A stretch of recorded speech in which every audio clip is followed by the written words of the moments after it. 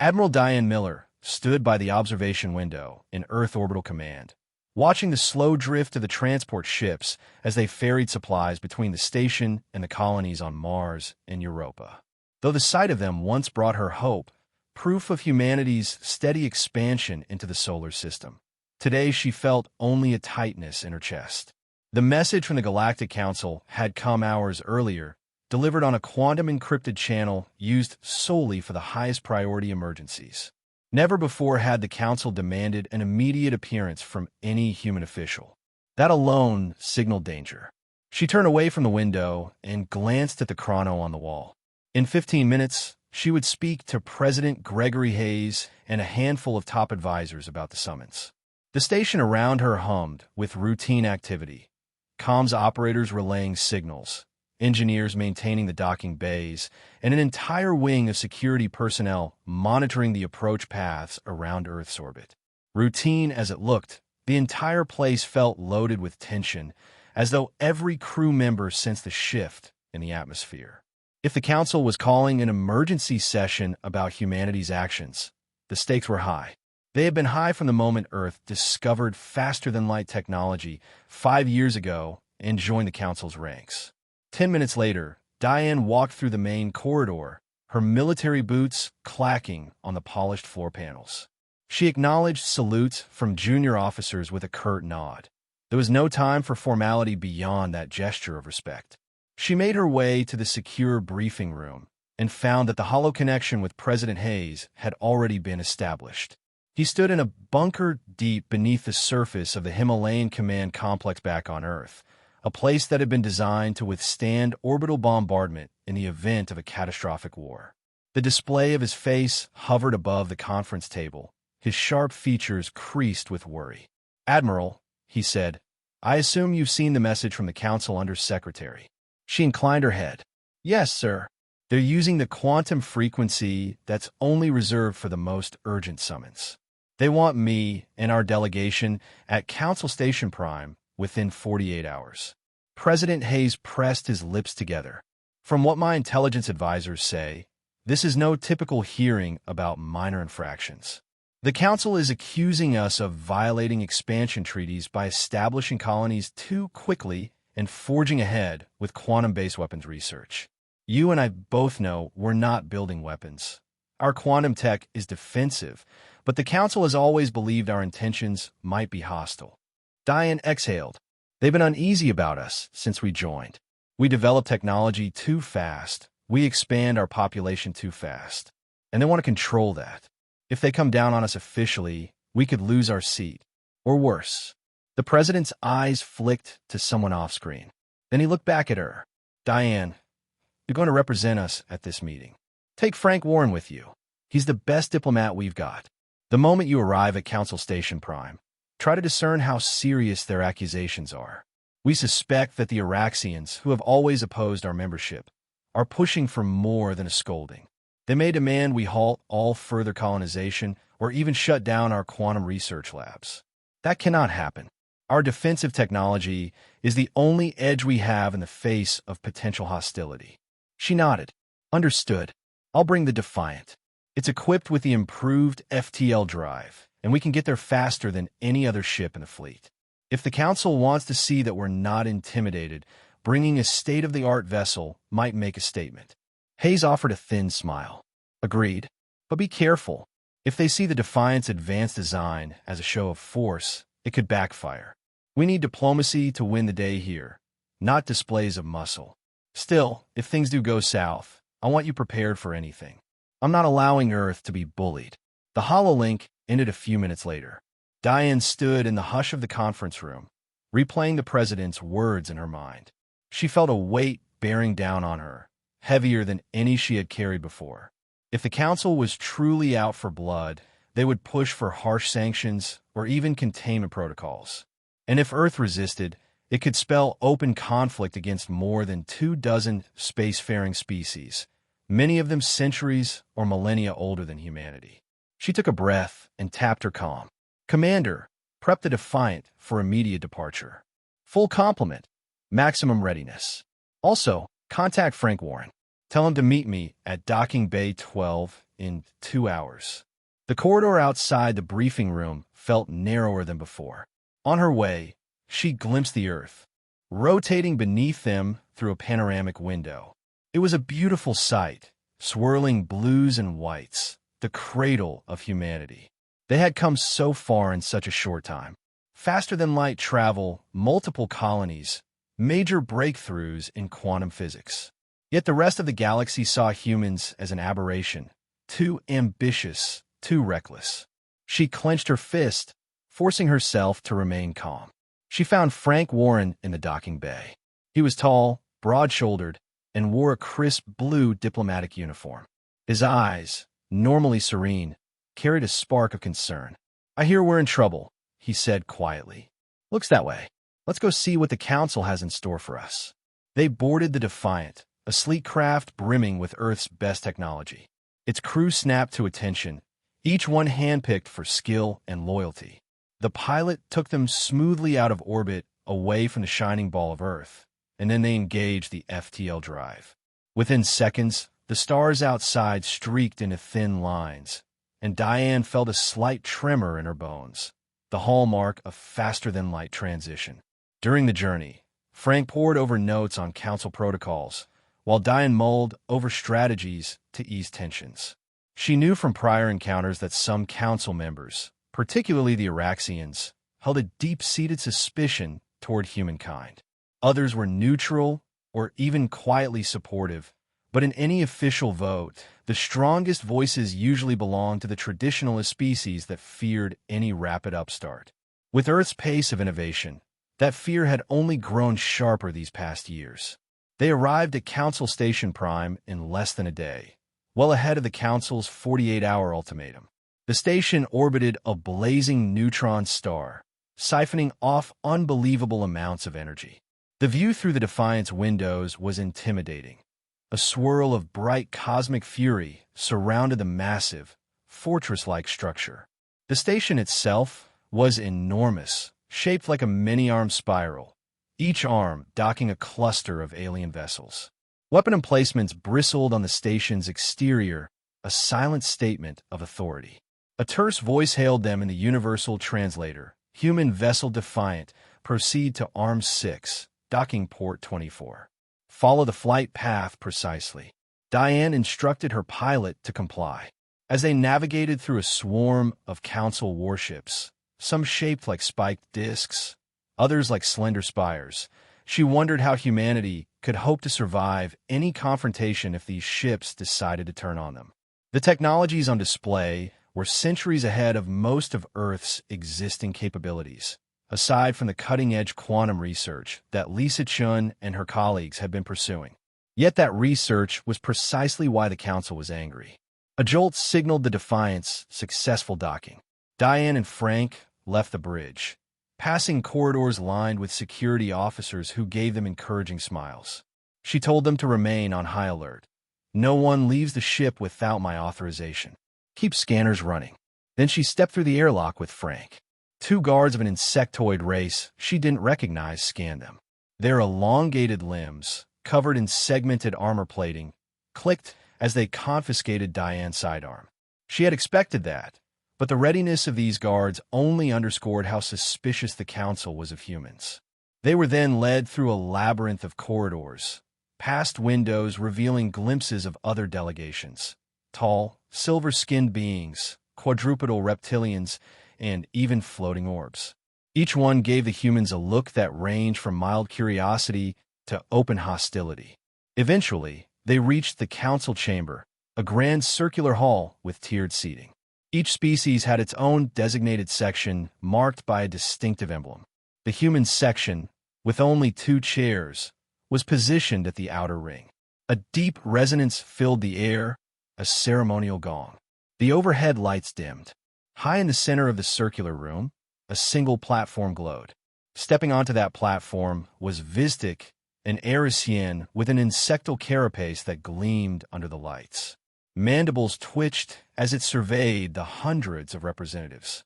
The translator broadcast its rasping voice in crisp monotone. This emergency session convenes to address the threat posed by species designate human. The Council has reviewed evidence of their rapid expansion, their violation of Treaty Section 42, and their continued pursuit of quantum-based armaments. A series of holographic images materialized above Vistic's head, showing Earth's colonies, the outlines of warship designs, and technical schematics. Diane frowned. Some of it looked like reconfigured data from her scientists, the quantum barrier research that was meant to protect Earth from large-scale attacks, not launch them. But from the Council's perspective, it might appear menacing. Vistic continued, the Council gives humanity 30 standard days to comply with the following demands. 1. Cease all new colonial activity. 2. Surrender all quantum research data to an appointed oversight committee. 3. Permit ongoing inspections on Earth and its outposts. Failure to comply will result in containment protocols. The words crackled through the translator with finality. Diane felt her jaw tighten, but she fought to keep her face impassive. She and Frank approached the central speaking platform. After a moment's hesitation, she raised her voice so that the translator picked up every syllable. High Counselor, the humans stand ready to defend ourselves against any unfounded accusations. Our quantum research is defensive in nature, not a weapon of aggression. A tall, willowy being with skin that glimmered like liquid metal rose from one of the tiers. I am Vala of the Meldarin. The Council tradition allows the accused species a chance to present evidence of their innocence or extenuating circumstances. I propose we grant the humans such an opportunity. Low murmurs rippled around the chamber. Vistic's compound eyes flickered with annoyance. Very well, the humans shall have their chance. But the evidence we have gathered is extensive. They will not find it easy to explain away. Frank cleared his throat. We request time to gather our own documentation. A second being, this one elongated and reptilian, hissed in agreement. Several heads nodded. Vistic clicked its mandibles. You have 6 hours. After that, a final vote will be cast on whether to implement containment immediately. The chamber lights rose again. Representatives began filing out. Diane glimpsed eyes upon her, some cold, some curious, some pitying. She and Frank walked back to the corridor, flanked by a pair of station security aliens. Only when they reached a private antechamber did Frank allow himself a weary sigh. 6 hours isn't much to refute an entire mountain of accusations. She looked at him. We'll do our best. Let's contact Earth.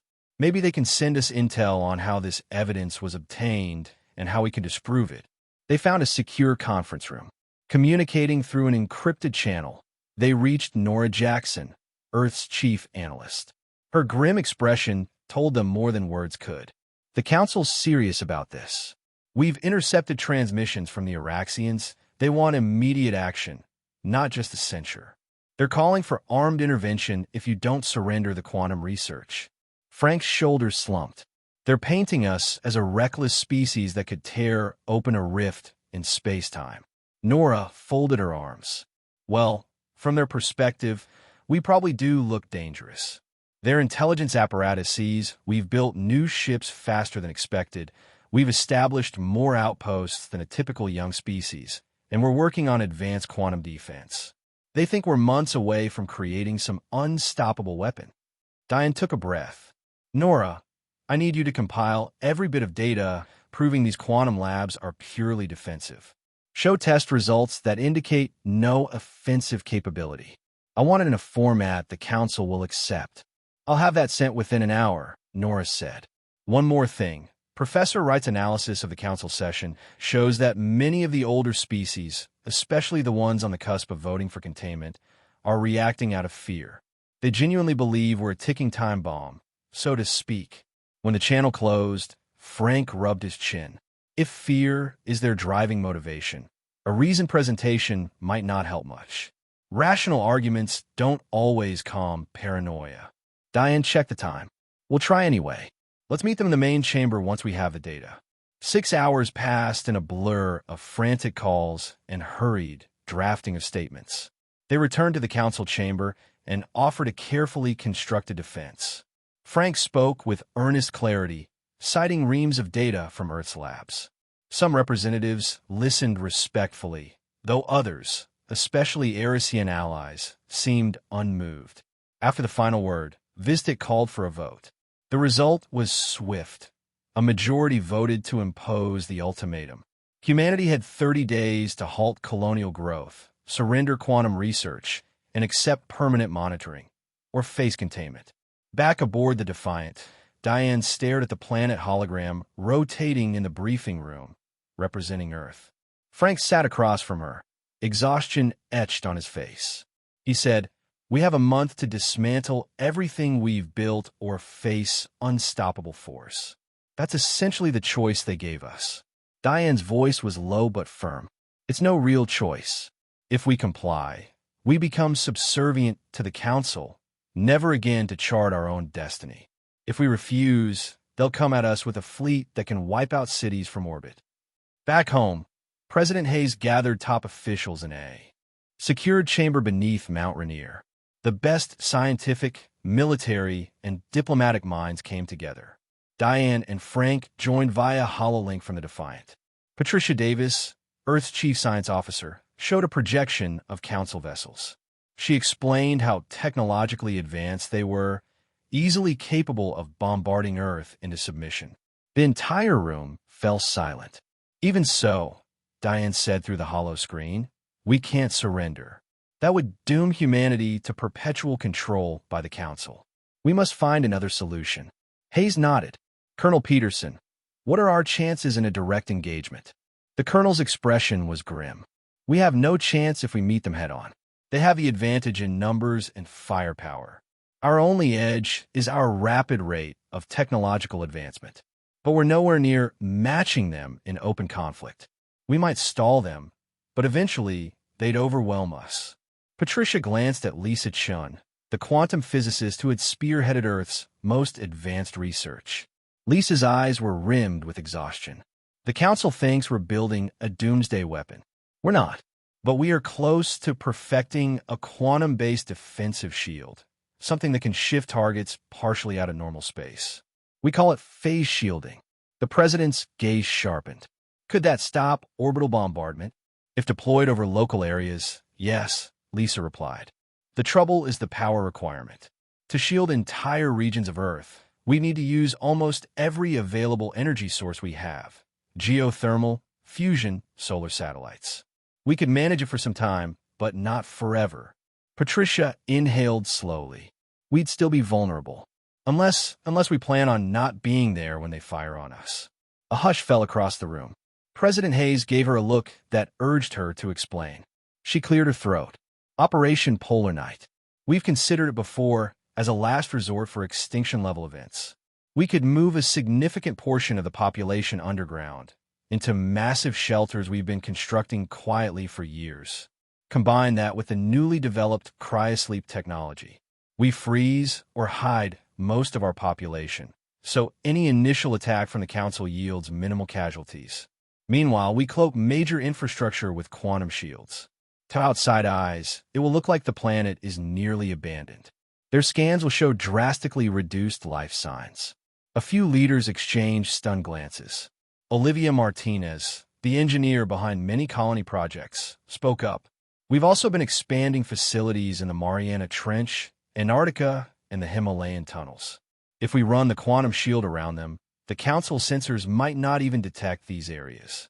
We keep everyone safe until we can either negotiate from a position of strength or develop the technology to defend ourselves effectively." The president's eyes narrowed. "We could call it disappearing in plain sight. But how do we avoid mass panic among citizens?" Frank Warren's voice echoed over the HoloLink. "We can't hide the entire plan from them. We'll have to announce some form of mandatory evacuation. We'll say the Council's threat leaves us no choice but to shelter. We'll keep the details secret as much as possible to prevent Council spies from uncovering the operation." A debate raged in that room for hours. Some objected that it was too drastic, reminiscent of doomsday scenarios. Others insisted it was better than outright surrender. In the end, President Hayes made the call. "We implement Operation Polar Night. We have 30 days. Let's make every hour count. Admiral Diane Miller returned to Earth a few days later to oversee the military coordination. The entire planet buzzed with covert preparations. Construction crews dug deeper, expanding underground complexes. Laboratories mass-produced cryochambers. Military and research equipment were shifted to hidden facilities. Meanwhile, Earth's visible infrastructure was gradually powered down to create the illusion of compliance with the Council's ultimatum. Spaceports closed, or so it seemed. Factories stopped manufacturing conventional weapons. To any external observer, Earth's official announcements pointed toward near-total demilitarization. But beneath the surface, literally, humanity was gearing up for a different kind of fight. All the while, Council ships began arriving at the edges of the solar system, watching and waiting for the 30-day ultimatum to expire. Some species, like the Meldarin and the Benari, sent small delegations with messages of concern or curiosity. They offered no overt support, clearly wary of defying the majority in the Council. Others, especially the Araxians, kept a close eye on every human activity, scanning for any sign that Earth was preparing a hidden arsenal. Lisa Chen's research teams worked around the clock, refining the quantum shield generator. Her final breakthroughs involved carefully tuning the phase shift so that any incoming projectile or energy beam would pass harmlessly through. But they also had to calibrate the shield so humans could continue to breathe and move in real space. The final system was a partial dimensional overlay, requiring massive power to sustain. Meanwhile, entire swaths of the population were quietly relocated into the shelters. Government messages spoke of temporary protections against potential atmospheric disruptions in carefully chosen words. People lined up to enter subterranean cities, many signing forms that placed them in cryosleep if the worst happened. It was terrifying for many, but also oddly unifying. Parents comforted children, relief workers guided families into sealed entrances near mountain bases, and doctors administered sedation for those chosen to sleep through the crisis. The planet's surface grew eerily silent, dotted with only small pockets of civilians or rotating security personnel. By the final week, a hush fell across global communication networks. Everyone knew the Council was about to make its move. Earth's leadership took a gamble. Diane would return to Council Station Prime under the pretense of officially surrendering to the ultimatum. That way, the Council might relax long enough to see the next steps play out. And so she departed, traveling alone in a modest diplomatic shuttle this time, not the Defiant. When she arrived, guards once again confiscated her sidearm. Vistic greeted her, mandibles clicking as though expecting some sign of treachery, but her outward demeanor remained calm. She handed over a data crystal that supposedly contained Earth's formal acquiescence to the Council's demands.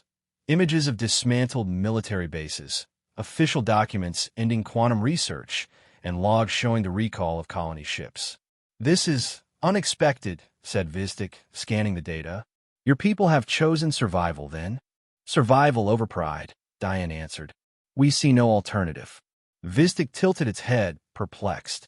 Other Council members murmured. They had anticipated resistance, maybe even a last stand. But if Earth was truly backing down, that would make the Council's job much simpler. Vistic declared that inspection teams would be sent at once to verify. Diane agreed, as if she had no choice. Within a day, 5 Council ships orbited Earth, dispatching small craft to inspect the surface. They found near-abandoned military bases in Nevada and Siberia, empty barracks, deserted research labs stripped of equipment. They wandered through large sections of cities that were eerily quiet, with minimal human presence. There were still some people in the open, but not many, just enough to maintain a skeleton infrastructure. The inspectors noted that the planet's population, previously recorded at nearly 11 billion, seemed to have dwindled drastically. Where had so many humans gone? A high-priority Council communication flitted among the ships. Population scans indicate an 80% drop in humans on the surface. No corresponding exodus has been detected by our FDL monitors. Where are they? The inspection teams found no conclusive answer.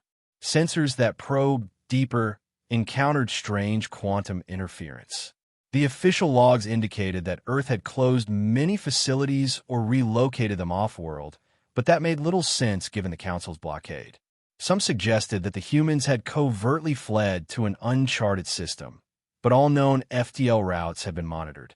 After 3 days of fruitless investigation, Vistic grew impatient.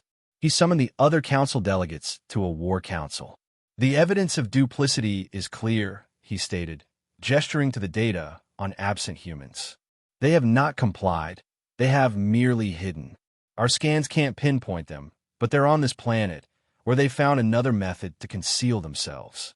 This justifies immediate containment action." Despite some protests from the Melderin and a few others who wondered if Earth really had surrendered, a vote was taken. A majority approved the use of force. The Council ships moved into assault formation around Earth. Down on the surface, the handful of watchers who remained outside the hidden zones saw the ominous shift in orbit. They quickly retreated to bunkers, sending the final signals to the Himalayan Command Center. President Hayes stood in that command center, arms folded, his gaze locked on the displays that showed the positions of the Council vessels. At his side, Colonel Peterson and Patricia Davis monitored energy readings. Lisa Chun oversaw the quantum shield modules, ready to activate them at a moment's notice. They could do nothing but wait to see if the Council indeed fired upon a world that now appeared to have minimal population left. No delay came. The first wave of plasma beams rained down, targeting major cities: Tokyo, New York, Rio, London, Shanghai. Explosions should have blossomed, devastating skylines and turning the Earth's surface into a charred ruin. Instead, the beams passed right through buildings and ground as if striking shadows. There was no impact, no flames, no rubble. Each shot simply vanished upon contact. Lisa stared at the readings, phase shield holding at 95% stability. On the Council flagship, alarms blared in confusion. Vistic demanded an explanation from his weapons team. They replayed sensors and found that Earth's surface signature was partially out of phase with normal space. Projectiles encountered a dimension shift effect. They might as well have been firing at ghosts.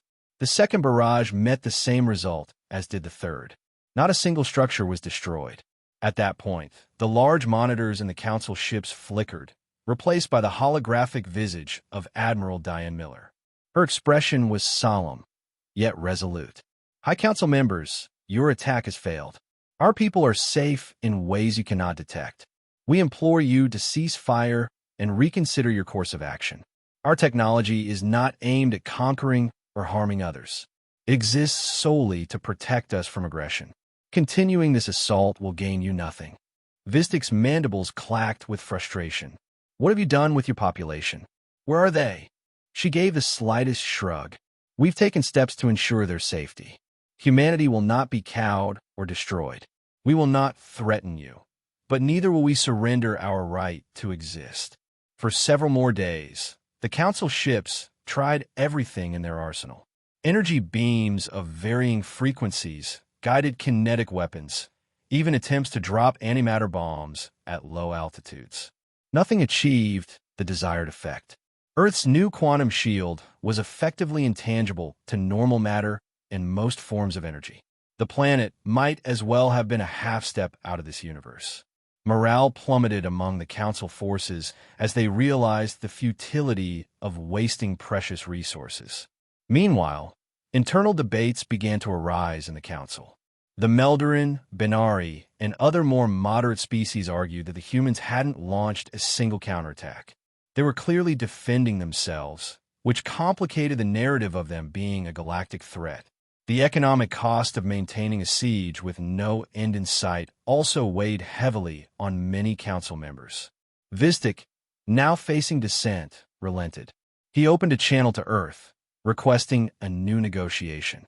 President Hayes responded with a proposal to meet on the Lunar Peace Conference Center, a neutral location near Earth's moon. The Council's warships pulled back to a higher orbit, giving Earth and the moon some breathing space. 1 year passed. It took that long for full negotiations to settle, for trust to even begin to re-emerge.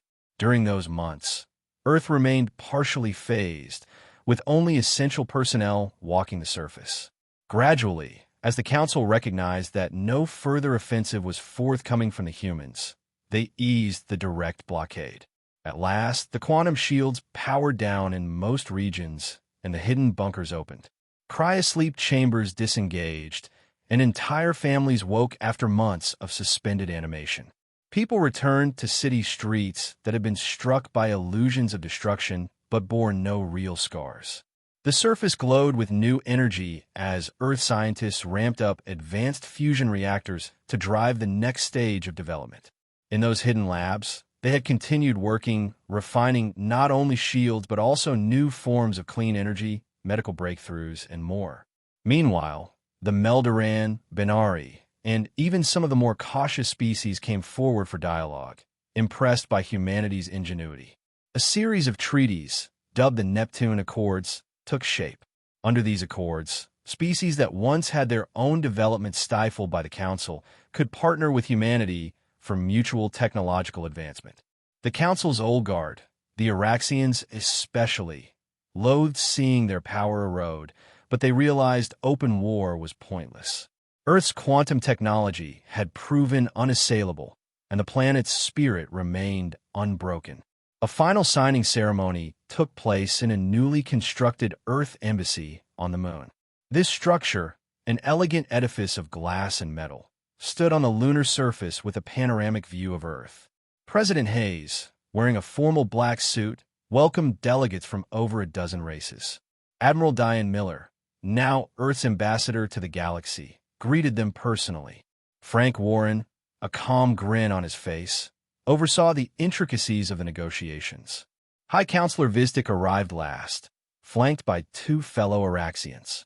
He observed the polite handshakes and cautious small talk among the humans and other alien diplomats. His compound eyes revealed uncertainty. For centuries, the Council's authority had gone mostly unchallenged. Now, that was changing. Before his eyes, President Hayes raised a glass of synthetic champagne once the treaties were signed, toasting a new era of galactic relations. The sight was surreal. Humans and aliens in a moon-based facility, forging alliances that bypassed the old hierarchical structure. The tension that once defined these gatherings was muted by mutual acceptance that war had gotten them nowhere. Later that evening, in a private lunar observation chamber, Diane Miller stood with Lisa Chen. They gazed out at the star-studded darkness. Earth hung there, half in sunlight, half in shadow.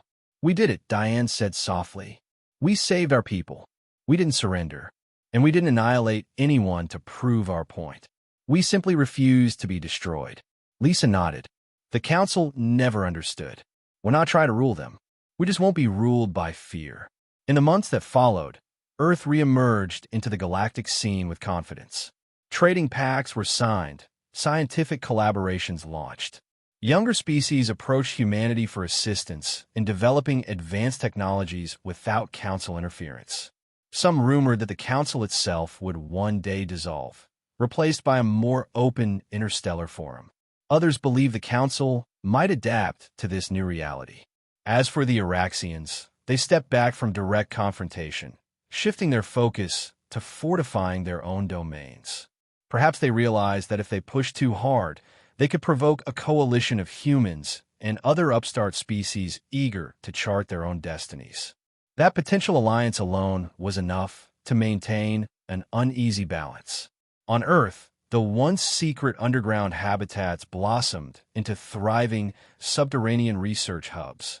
The surface soared ahead with green cities powered by quantum-derived clean energy. The threat of extinction had galvanized humanity's best minds, spurring leaps forward in every field from biotechnology to astrophysics. Many said that Operation Polar Night was humanity's trial by fire, or, ironically, by ice. They had faced the galaxy's wrath, retreated into the cold darkness of hidden caverns and cryo chambers, and emerged stronger than ever. Admiral Diane Miller eventually adopted the official title of Earth's Galactic Ambassador, with Frank Warren as her deputy. Together, They traveled to distant systems in the newly outfitted Defiant, not as conquerors, but as equals seeking cooperative exploration and mutual defense. The quantum shield technology remained a safeguard should any lingering faction attempt to break the fragile peace. Yet the principle guiding Earth's new role in galactic affairs was clear: share knowledge, avoid oppression, and always remain ready to protect home. In a quiet moment, during one of her tours beyond the moon, Diane stood by a large viewport. She watched the stars outside, recalling that first time she approached Council Station Prime. Tense and uncertain, feeling like a cornered animal about to be judged. So much had changed since then. She could now step onto a neutral station or a friendly world, greeted by delegates who saw humans in a new light. Resourceful, indomitable, and yet willing to reach across the divide of species. She pictured Earth as it had been just before Operation Polar Night, a place on the brink of cosmic tyranny, with billions of lives hanging in the balance. And then she remembered the universal sigh of relief when the quantum shield withstood the might of the Council's barrage. She remembered the tears in the eyes of people emerging from cryosleep to discover that they were alive, that their cities were still standing, and that the rest of the galaxy had not destroyed them. She thought of President Hayes, who had made the fateful choice to vanish Earth's population from view, gambling that the Council could not kill what it could not find. She thought of Lisa Chun, who had pushed quantum physics to the brink to save everyone. She thought of Frank, whose words had tempered the Council's paranoia, at least enough to open a doorway to peace. And she thought of all those unsung engineers, doctors, and ordinary citizens who had held on to hope in the face of the unknown. Humanity had proven it would not be relegated to a footnote in galactic history. By refusing to become either a subject or a destroyer, they had carved out a third path, one that balanced self-preservation with the willingness to engage others respectfully. That was the heart of their icy response. Rather than burn the galaxy or cower in terror, Earth had chosen a method of survival as cold and measured as the cryosleep chambers, as quietly steadfast as the polar shelters beneath the ice. Every so often, rumors sprang up about further battles or hidden conspiracies among the Council's older species, but none materialized into real threats. The very existence of Earth's quantum defenses served as a silent deterrent, reminding the rest of the galaxy that humans were fragile yet ingenious. Creatures who would bend without breaking, and never again be forced to kneel. On a final quiet morning, as she stood at that viewport, Diane allowed herself a small, victorious smile. She was no warmonger, but if war had come, Earth would have endured. Instead, their choice to shield themselves had led to a new galactic order in which negotiation eclipsed intimidation. The stars twinkled, each one a possible destination for exploration or alliance, each one a chance to reshape the future. She felt the deck plate vibrate softly as the Defiant's FTL drive spooled up for another jump. This time, it wouldn't be a mission of desperation or last-minute pleas. It was a journey of discovery, to meet a newly contacted civilization beyond the old Council's sphere of influence. Humanity carried a message of solidarity, advanced knowledge, and friendship for those who sought it. And if any still doubted Earth's resolve, the memory of the Council's failed assault on that ghost-like planet would serve as a reminder. In the echoing corridors of her mind, she recalled that a counselor once asked, "Where have you gone? What have you done?" The answer was both simple and profound. They had learned to vanish without truly leaving, to safeguard themselves without committing atrocities. They had harnessed the intangible nature of quantum reality, not to threaten, but to shield everything they held dear. And in doing so, they had forged a future in which nobody, not even the mighty Council, could strip them of their freedom. She bowed her head for a moment, in silent reverence for all those who had played a role in this victory. Then she stepped away from the viewport and strode down the corridor, the clang of her boots echoing off the alloy walls. At her side, Frank wore a serene expression, a reflection of the new optimism that pervaded human-alien relations. From now on, the galaxy would have to reckon with a more inclusive reality, one where knowledge and collaboration might eventually eclipse fear and control. And so humanity continued onward, rising to each new challenge with the same mixture of caution, cunning, and courage that had enabled them to survive the Council's final warning and respond with the cool determination of an entire world that refused to bow.